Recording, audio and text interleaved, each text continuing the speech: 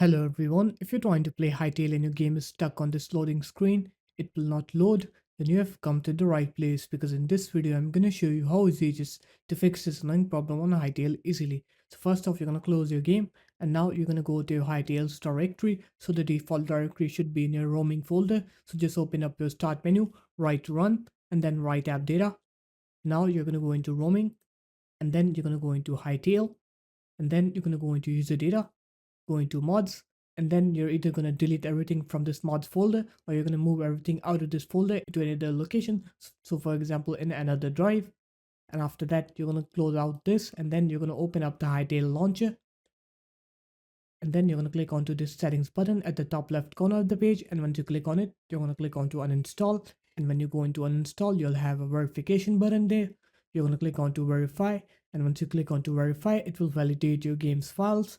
And once it's done with the validation process, now when you try to play Hytale, you'll see that your game will now load correctly. It will not be stuck on that loading screen anymore.